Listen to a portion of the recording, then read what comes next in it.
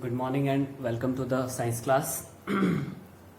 So students, we have done our chapter हो चुका है और चैप्टर के साथ साथ मैक्सिमम क्वेश्चन भी हो चुके हैं. प्रॉपर नोट्स बनाए होंगे तो we have done all the questions. Okay, चलिए तो फिर क्वेश्चंस पे आ जाते हैं. Page number 200 without wasting time चलिए स्टार्ट करते हैं. What does an electric current mean. ठीक है, इसका बहुत इंपॉर्टेंट क्वेश्चन है. इलेक्ट्रिक करंट क्या होता है? Rate of flow of charge. I is equals to Q over T, where Q is equals to charge, where I is equals to current, Q is equals to charge and T is equals to time. ये हम कर चुके हैं तो right करने की जरूरत नहीं है. जिसने नोट्स बनाए हैं उसको जरूरत नहीं है, जिसने नोट्स नहीं बनाए हैं उसको राइट करना होगा. Okay, define the unit of the current. अब ये क्या बोलता है? Question number 2, define the unit of current. अब यूनिट ऑफ करंट क्या होता है? एम्पियर. अब ये बोलता है 1 एम्पियर को डिफाइन करना है. क्वेश्चन नंबर 2 क्या है? 1 एम्पियर. अब 1 की बात है तो चार्ज भी कर दो 1 कूलम और टाइम भी कर दो 1 सेकेंड. ठीक है, when 1 coulomb of charge flows through the circuit in 1 second, sorry time भी हो जाएगा सेकंड में, in 1 second is called 1 ampere. तो वो होता है. ठीक है, calculate the number of electrons constituting 1 coulomb of charge. Okay, अब याद रखना बच्चों, -1.6 इंटू 10⁻⁻19 इतना चार्ज होता है. ठीक है, इतना चार्ज होता है एक इलेक्ट्रॉन पे. समझ आए कितना होता है? माइनस. नेगेटिव क्यों ले रहा हूँ? क्योंकि इलेक्ट्रॉन पे नेगेटिव चार्ज होता है. ठीक है, इतना कूलम चार्ज होता है. तो 1 कूलम चार्ज कितना हुआ इज इक्वल टू, ये बोलता है 1 कूलम चार्ज में कितने इलेक्ट्रॉन्स हो गए. जब इतना चार्ज होता है तो 1 इलेक्ट्रॉन होता है. ओके, जब 1 कूलम होगा तो क्या होने वाला है? 1/1.6 माइनस. ठीक है, माइनस में यहाँ ले लेता हूँ 10⁻⁻19 इलेक्ट्रॉन्स. ठीक है, okay, so it will be -10⁻⁹ over 1.6. Negative था ना, ऊपर चला गया, एक्सपोनेंट लॉ लग गया. जब डिनोमिनेटर से न्यूमरेटर में जाती है कोई चीज़ तो पावर नेगेटिव होगी तो पॉजिटिव हो जाएगी, पॉजिटिव होगी तो नेगेटिव हो जाएगी. सो मैं यहाँ से लिखता हूँ 10 × 10⁻18. ठीक है, एक यहाँ से 10 बाहर निकाल दिया ताकि यहाँ डिवाइड कर सके 1.6 के साथ. ठीक है, इतने इलेक्ट्रॉन्स होंगे 1 कूलम चार्ज में. मतलब ये 6.25 समथिंग आने वाला है. 6.25 × 10⁻18 इलेक्ट्रॉन्स. इतने 1 कूलम चार्ज में कितना इलेक्ट्रॉन होता है? इतने इलेक्ट्रॉन्स होते हैं. देखो, ओके, सो चलिए इतने क्वेश्चंस थे. नेक्स्ट करते हैं. ओके बच्चों, next is page number 202. Question is, name the device that help to maintain the potential difference across the conductor. किसी भी कंडक्टर में, लेट अस सपोज ये कंडक्टर है और इसके अंदर इलेक्ट्रॉन्स है बहुत सारे ऐसे. ठीक है, इस इलेक्ट्रॉन में पोटेंशियल डिफरेंस कौन प्रोवाइड करता है? मतलब पोटेंशियल डिफरेंस मतलब वो प्रेशर कौन लगाता है जो इन इलेक्ट्रॉन्स को मोशन में लाएगा. ठीक है, वो कौन करता था? बैटरी. और बैटरी क्या होती है? वो 2 और मोर सेल से बनी होती है. ऐसे, ये मैंने फर्स्ट सेल लिया, एक सेल, ये दूसरा सेल ले लिया, 2 सेल. ठीक है, कनेक्ट कैसे किया जाता है? ऐसे. तो वही किया यहाँ पे मैंने. ठीक है, ओके, फिर यहाँ पे आगे एमीटर यूज करना चाहते हो तो एमीटर यूज कर लो. Sorry, ammeter like this. ठीक है, एक की भी यूज कर लेते हैं लाइक दिस. आप चाहो तो सर्किट बना सकते हो. ठीक है, तो वो पोटेंशियल डिफरेंस कौन प्रोवाइड करता है? ये बैटरी प्रोवाइड करती है. ये फोर्स लगाती है इन इलेक्ट्रॉन्स को कि भाई चलो रन करो. ठीक है, फोर्स लगाएगा. ओके, चलिए फिर राइट कीजिए. वैसे तो आपकी बुक में भी है, the potential difference is provided by the battery. The potential difference is provided by the battery in the conductor. ठीक है, इन द कंडक्टर. बैटरी पता है ना क्या होता है? Battery is the combination of 2 और मोर सेल्स. ओके, नेक्स्ट लिखेंगे. अब होता क्या था, मैंने वो भी बताया था आपको कि कैसे होता है. अब जो सेल होता है ना, ये सेल है आपके पास, इसके अंदर क्या होता है? Chemical energy. केमिकल होता है, केमिकल से क्या बनेगा? Chemical energy. वो केमिकल एनर्जी कन्वर्ट होती है पोटेंशियल डिफरेंस में. फिर वो फोर्स लगाएगी इलेक्ट्रॉन्स पे मोशन में आने के लिए.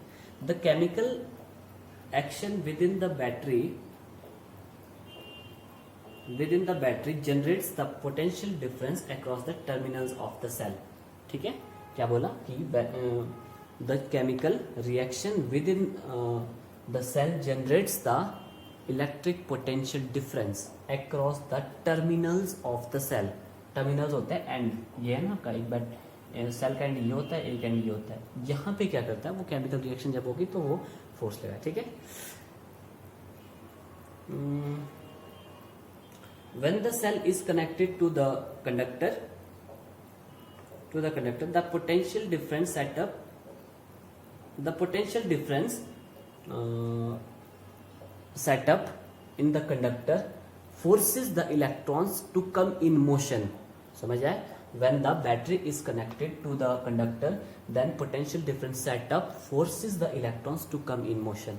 जब बैटरी को कंडक्टर से कनेक्ट किया जाएगा, वो क्या करता है, फोर्स करेगा इलेक्ट्रॉन्स को रन करने के लिए, मोशन में आने के लिए। Okay, so in this way electric current produce in the conductor. So in this way electric current produce in the conductor. So that's it. आप प्रॉपर नोट्स बनाइए, पॉज करिए और फिर अच्छे से नोट्स बनाते रहिए। ओके, चलिए नेक्स्ट करते हैं। नेक्स्ट क्या बोलता है ये, what is meant by saying that the potential difference between 2 point is 1 volt? कि भाई दो टर्मिनल पे बिटवीन 2 पॉइंट मतलब जैसे लेटर बनाना नहीं आपको, ए पॉइंट और बी पॉइंट, इसमें बोलता है इस 1 वोल्ट का क्या मतलब होता है। कहने का मतलब क्या है, 1 वोल्ट को डिफाइन करना है आपने, ठीक है। 1 वोल्ट डिफाइन करोगे, आपको पता है 1 volt V is equal to क्या होता है, V इज इक्वल टू क्या था, W ओवर Q। मतलब 1 अगर पोटेंशियल डिफरेंस 1 वोल्ट ले रहे हो तो सब 1 में कन्वर्ट कर दो, Q चार्ज है तो कूलम, ठीक है। ये हमने राइट किया हुआ है, इसको राइट करने की जरूरत नहीं है। ओके, तो 1 वोल्ट क्या होता है, 1 volt is the potential difference when 1 joule of work is done to move 1 coulomb of charge from 1 point to another point, that is called 1 volt, ठीक है।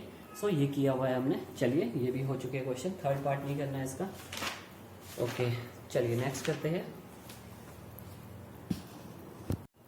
ओके बच्चों, next is page number 209, first question, on what factors does the resistance of a conductor depends.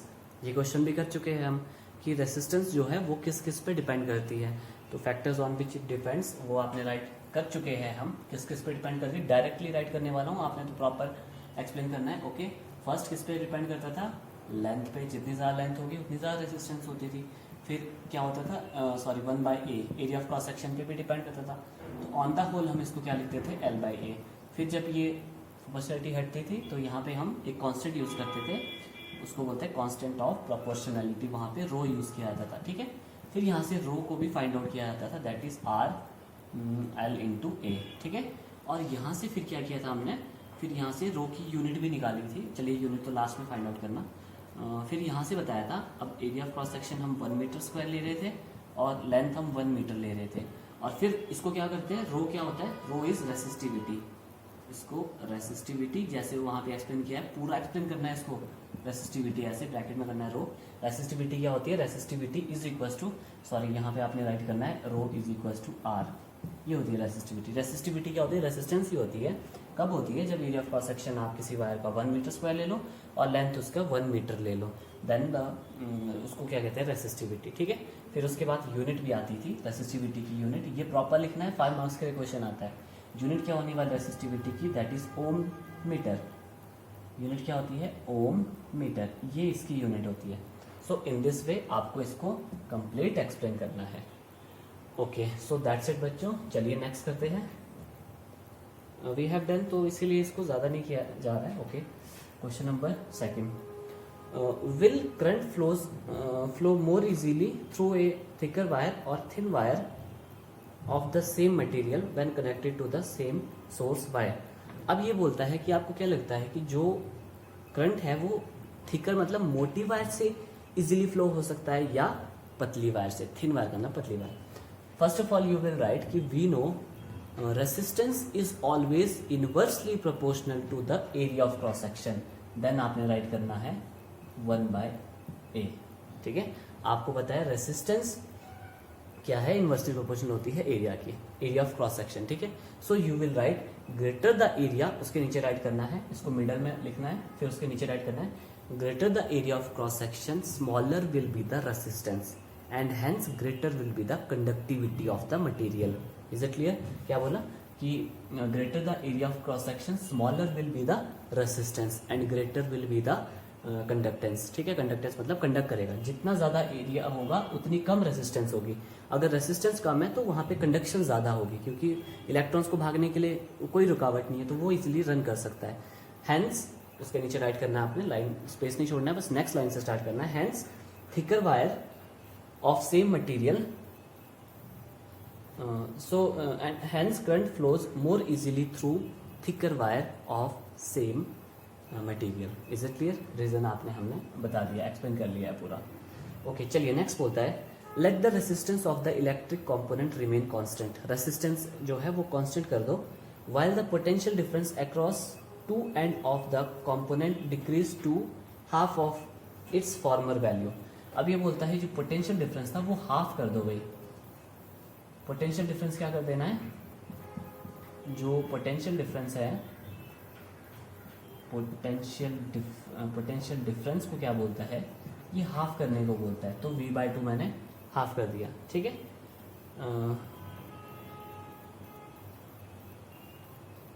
Decreased to the half of the what change will occur in the current through it, ठीक है। अब we know, हमें पता है, we know ये directly लिख सकते हो according to Ohm's law. According to Ohm's law, मैं ओम्स लॉ क्यों यूज कर रहा हूँ, क्योंकि ये पोटेंशियल डिफरेंस और करंट का रिलेशन बता रहा है कि अगर पोटेंशियल डिफरेंस को हाफ कर दिया जाए तो व्हाट डू यू थिंक कि करंट पे क्या चेंजेस आने वाला है। तो करंट और पोटेंशियल डिफरेंस का तो एक ही रिलेशन होता है, दैट इज ओम्स लॉ। वो क्या बोलता है, V directly proportional to I। मतलब अगर V इंक्रीज करता है तो I भी इंक्रीज करता है, अगर V डिक्रीज करता है तो I भी डिक्रीज करता है। अब ये बोल रहा है पोटेंशियल डिफरेंस हाफ कर दो, तो यहाँ पे भी क्या होने वाला है आपके पास, अगर पोटेंशियल डिफरेंस हाफ का मतलब है, लेट सपोज पहले 4 वोल्ट का था पोटेंशियल डिफरेंस और हाफ कर दिया जाए तो कितना रहने वाला है, 2 वोल्ट, मतलब डिक्रीज हो गया। पहले था 4 वोल्ट, अब रह चुका है ये 2 वोल्ट, डिक्रीज हो गया। इफ पोटेंशियल डिफरेंस डिक्रीज, तो इन दोनों का क्या रिलेशन है, डायरेक्ट, तो करंट भी क्या करने वाला है आपके पास, डिक्रीज, ठीक है। सो इसके नीचे आपने राइट करना है potential difference is always directly proportional to I। चलिए ऊपर लिखना, according to Ohm's law potential difference is directly proportional to electric current, और उसको फिर यहाँ पे नीचे नेक्स्ट लाइन में ऐसे बना देना इसको, फिर उससे नेक्स्ट लाइन से स्टार्ट करना। If the potential difference is decreased then the electric current will also decrease, ठीक है, फुल स्टॉप, बस इतने का। ओके, नेक्स्ट करते हैं 4, question number 4। Why are coils of electric toaster electric iron made of an alloy rather than a pure metal. अब देखो आपके पास जो इलेक्ट्रिक टोस्टर है और कॉयल होती है उनकी जो टोस्टर की, और इलेक्ट्रिक आयरन, आयरन मतलब प्रेस, उनको जो एलॉय से क्यों बनाया जाता है, वहाँ पे कोई प्योर मेटल क्यों नहीं यूज़ किया जाता है, ठीक है। जैसे आपको उस दिन बताया था जब एलॉय, इसमें एलॉय आया था जब एक बार, रेसिस्टिविटी के नीचे ही कंटिन्यू किया था हमने। नाइक्रोम से बना होता है आपके पास, नाइक्रोम से बना होता है, ठीक है। नाइक्रोम किससे होता है, निकल, क्रोमियम, मैंगनीज और आयरन से बना होता है, ये इसका एलॉय होता है। देखो नाइक्रोम, निकल, क्रोमियम, मैंगनीज Mn और आयरन से बना होता था ये एलॉय, इससे बने होते हैं कॉइल, ठीक है। तो आपको पता है जो एलॉय है वो क्यों यूज किया जाता है, ये राइट नहीं करना, नाइक्रोम आप राइट कर लो बट साइड में राइट करना, आंसर में नहीं, सॉल्यूशन में नहीं, इसको राइट करना है। ओके, अब देखो क्या होता है, जो आपके पास एलॉय होते थे उनका क्या होता था, रेसिस्टिविटी बहुत ज़्यादा होती है। रेसिस्टिविटी क्या होती है, बहुत ज़्यादा, मतलब करंट को फ्रिक्शन, मतलब इलेक्ट्रॉन को फ्रिक्शन प्रोवाइड करता है, ये फ्रिक्शन प्रोवाइड करेगा तो इसीलिए वो बर्न करता है। अब कोई मानो निकल ही होता सिर्फ, या क्रोमियम, आयरन होता, तो आप देखो आयरन तो ग्लो नहीं करता जब उससे इलेक्ट्रिसिटी पास होती है, क्यों, क्योंकि वहाँ रेसिस्टेंस कम है, रेसिस्टेंस कम है तो इसीलिए वो ग्लो नहीं करता है, ठीक है। फर्स्ट थिंग आप ये राइट करने वाले हो, coil of the electric toaster and electric iron made up of iron rather than pure metal due to following reason, ठीक है, ड्यू टू फॉलोइंग रीजन क्या है, फर्स्ट पॉइंट आप क्या राइट करने वाले हो, the resistivity of alloy is generally high then pure metal, is it clear. Resistivity of, example में आपने लिख लेना नाइक्रोम, एग्जाम्पल नाइक्रोम, एलॉय का एग्जाम्पल देते हैं हम नाइक्रोम कि जो प्योर एलिमेंट जिससे बना है ना नाइक्रोम, उससे ज्यादा रेसिस्टिविटी होती है इसकी। सेकेंड पॉइंट, और क्या होता है, और सेकंड पॉइंट क्या होता है, alloys do not oxidize even at high temperature. अब जितना ज़्यादा टेम्परेचर होगा वहाँ पे ऑक्सीडेशन नहीं होने वाली है एलॉयज में, बट प्योर मेटल में ऑक्सीडेशन हो जाती है हाई टेम्परेचर पे, ठीक है। सो दैट्स इट, ये 2 रीज़न आपने राइट करना है।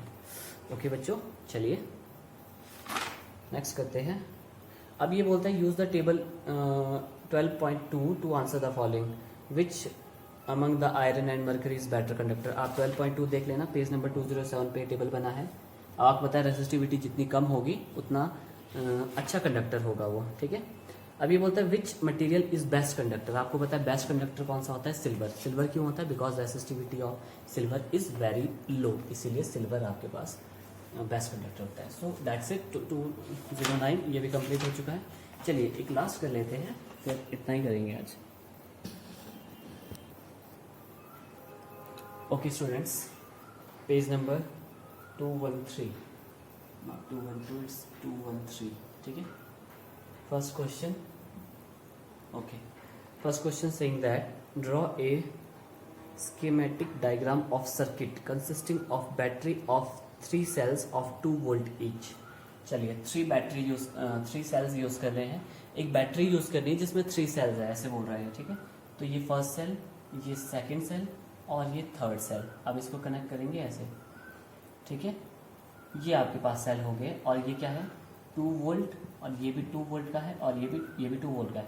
मतलब टोटल कितना हो गया ये 6 वोल्ट, बैटरी हो गई 6 वोल्ट की, क्योंकि 2 वोल्ट के थे ना 3 सेल्स। ओके चलिए ठीक है, मतलब पोटेंशियल डिफरेंस कितने का है आपको 6 वोल्ट का है। ओके नेक्स्ट क्या बोलता है, ओके ए 5 ओम्स रेसिस्टर लगा हुआ है इस पे। फर्स्ट रेसिस्टर है वो कितने का है 5 ओम्स, ठीक है 5 ओम्स का है। और सेकंड रेसिस्टर बोलता है ये, चलिए ये सेकंड हो चुका है और एक और यूज कर लेते हैं, that is third one. Second is 8 ohms और ये है 12 ओम्स, ये रेसिस्टर यूज हुआ है। और क्या बोलता है एंड ए प्लग की, और एक की भी यूज करनी है आपको इसमें। ओके तो ये मैं की यूज कर लेता हूँ यहाँ पे लाइक दिस, ठीक है। ये मैंने की यूज कर ली है लाइक दिस, ठीक है। ओके चलिए हो गया, तो ये बन गया आपके पास डायग्राम, बस इतना ही था, ठीक है। इसने बोला था 2 सेल लेने हैं, एक बैटरी लेनी है जिसमें सेल्स है 2 वोल्ट ईच, तो इतना हो गया, ठीक है। ये पॉजिटिव ये नेगेटिव, तो ये करंट यहाँ से आई ऐसे जाने वाला है। तो ये डायग्राम हो चुका है। चलिए क्वेश्चन नंबर 2 करते हैं। सेम क्वेश्चन है, ठीक है। आपने different, you have to draw different diagram, but मैं इसी में कंटिन्यू करता हूँ क्योंकि सिमिलर है दोनों, आपको डिफरेंट बनाना है। बट अभी बोलता है redraw the circuit of question 1, redraw करना है उसको। Putting in an ammeter to measure the current, एक एमीटर लगाना है। अब आपको पता है एमीटर लगता है सीरीज में, तो मैं यहाँ पे एक एमीटर यूज कर रहा हूँ लाइक दिस। ओके चलिए ठीक है, ammeter use and a voltmeter to measure the potential difference across the 12 ohms resistor. जो 12 ओम रेसिस्टर है वहाँ पे आपने क्या करना है 12 ओम रेसिस्टर पे एक वोल्ट मीटर लगाना है आपने, ये ठीक है। तो हमने वोल्ट मीटर यूज़ कर लिया यहाँ पे। आप चाहो तो यहाँ अंदर को भी ड्रॉ कर सकते हो वोल्ट मीटर, चॉइस आपकी है, ठीक है। मेरा थोड़ा फिगर टाइट हो गया था तो इसीलिए मेरे को अपसाइड ड्रॉ करना हो। ओके कहीं भी ड्रॉ कर सकता। What would be the reading in the ammeter and voltmeter. अब ये बोलता है इस एमीटर और इस वोल्ट मीटर पे कितनी रीडिंग आने वाली है। चलिए सबसे पहले तो देखते हैं ऑल द रेसिस्टर्स जो है ना, all resistors are in series, सारे के सारे सीरीज में है। तो जो टोटल रेसिस्टेंस होने वाली है ना आर एस, वो क्या होगा R1 plus R2 plus R3। तो आपके पास कितना हुआ 5 ohms plus 8 ohms plus 12 ohms, ठीक है 25 ओम्स। आपके पास टोटल रेसिस्टेंस कितनी है इस सर्किट में, दैट इज 25 ओम्स। चलिए ओके, अब बोलते हैं, अब फाइंड आउट करते हैं कि एमीटर पे करंट कितना आएगा, क्योंकि यहाँ जो करंट होगा ना वो वैल्यू यहाँ तो नहीं आने वाली उतनी, क्यों, बिकॉज यहाँ पे रेसिस्टर लगे हुए हैं और वो रेसिस्ट करेंगे, आगे फ्लो नहीं करने देंगे उस करंट को। ओके अब ये बोलता है सर नेक्स्ट फाइंड आउट करते हैं करंट ऑन एमीटर। आपको पता है ओम्स लॉ ने क्या बोला था, V is equal to IR, यही बोलता था ना ओम्स लॉ। तो यहाँ से I बन गया V ओवर R, ठीक है। ओके तो कितना आने वाली है आई की, देखो वोल्ट मतलब पोटेंशियल डिफरेंस कितने का है, 6 वोल्ट का। ये बैटरी आपको 6 वोल्ट का पोटेंशियल डिफरेंस प्रोवाइड कर रही है। और रेसिस्टेंस का मतलब है टोटल रेसिस्टेंस, क्योंकि सारी रेसिस्टेंस इंक्लूड करनी होगी ना, तभी तो करंट यहाँ पहुंचेगा, इनसे पास होते हुए यहाँ पहुंचना है। तो total resistance was 25 ohms. Okay, so on the whole the solution will be 6/25 divided, it means 0.24 something आने वाला है, 0.24 एम्पियर। ठीक है, आई एम्पियर में होता है करंट। तो इतना करंट आपके क्या होने वाला है, एमीटर के थ्रू, एमीटर पे शो होगा। ठीक है, इतना करंट। देखो कैसे किया था, तो पहले टोटल रेजिस्टेंस फाइंड आउट की, और देन फिर ये क्या बोलता था, रेजिस्टेंस होगी, फिर आपके पास वोल्ट था, ये पोटेंशियल डिफरेंस जो बैटरी प्रोवाइड कर रही है। ओके चलिए, अब बोलता है ये, और क्या फाइंड आउट करना है, what is the reading in ammeter and voltmeter. ठीक है, अब आपको पता है वोल्ट मीटर पे निकालते हैं रीडिंग। अब रीडिंग ऑन वोल्ट मीटर। ठीक है, वोल्ट मीटर पे रीडिंग आने वाली है, कितनी आने वाली है, किस वोल्ट मीटर पे, यहीं पे लगाया बस एक वोल्ट मीटर, तो उसकी रीडिंग होता है। अब आपको पता है V is equal to I R, Ohm's law बोलता है ये। V is equal to current कितना था 0.24, और रेसिस्टेंस कितनी है वहाँ पे 12 ohms। क्यों ले रहा हूँ मैं 12 ohms, क्योंकि यहीं पे लगाया है वोल्ट मीटर आपके पास। ठीक है, when you will multiply you will get solution 2.88 volt. इतने वोल्ट का आपके पास रीडिंग आने वाली है, कहाँ पे, वोल्ट मीटर पे। सो दैट्स इट बच्चों, आज के लिए इट्स इनफ।